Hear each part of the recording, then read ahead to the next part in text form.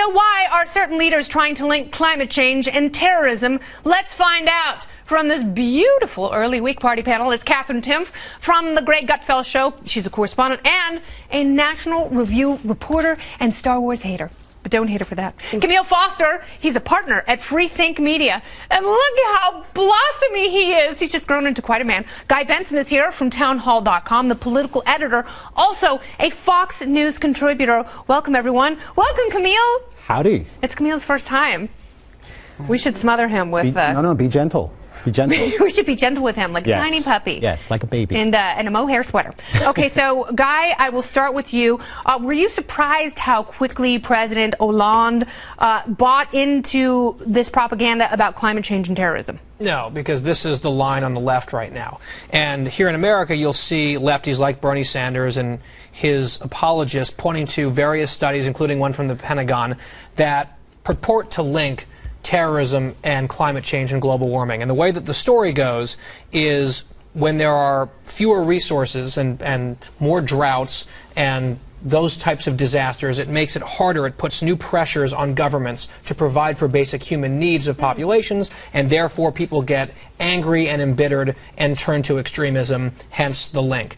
The problem with that, though, is what about homegrown radical jihadists in Europe, where they're not from Syria, they've grown up in comfort with all the trappings of Western society, and they have traveled to Syria to fight on behalf of this ideology. It is mind-bendingly idiotic that we have the political class on one side of the spectrum that seems to actually believe that this is sensible analysis. Well, and if you take those two elements away from each other, if you take climate change out, there's still going to be terrorism. Yeah, and if you take terrorism out, climate change isn't necessarily going to lead to that kind of behavior.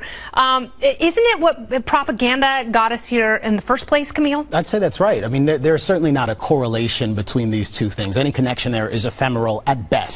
But what we can say is at least similar between climate change and conversations about terrorism in general is that there is a great deal of hyperbole and exaggeration that supports interventionists, I believe, in my own opinion, on both issues. Interventionists on climate change rely on hyperbole in order to explain why they need to get involved in the economy. And I think people who exaggerate the risks related to terrorism advocate for all sorts of foreign policy interventions along the same lines with largely the same sort of evidence that can't really be substantiated. You are absolutely right. That is so well said, and that is such an important point, because it is this idea of interventionism and essentially creating problems and creating catastrophes that you can then, through propaganda, sell to the public, so they say, oh, government, can we please rely on you, for we are helpless sheep? And that's absolutely right. It's happening in both ways, from both sides, and it's incredibly dangerous. Is climate change deadlier than terrorism? This is so dumb. I can hardly stand to hear you two very intelligent people actually give very intelligent arguments against something that's so incredibly stupid. I think it's just a lot easier to say climate change, yeah, we need to help the environment to stop climate change. It's much easier than a complicated problem and an involved problem like what's going on in the Middle East, which, let's be honest, none of us really know. None of us really know it's what to do there. It's very complicated. Pollution, bad for the earth.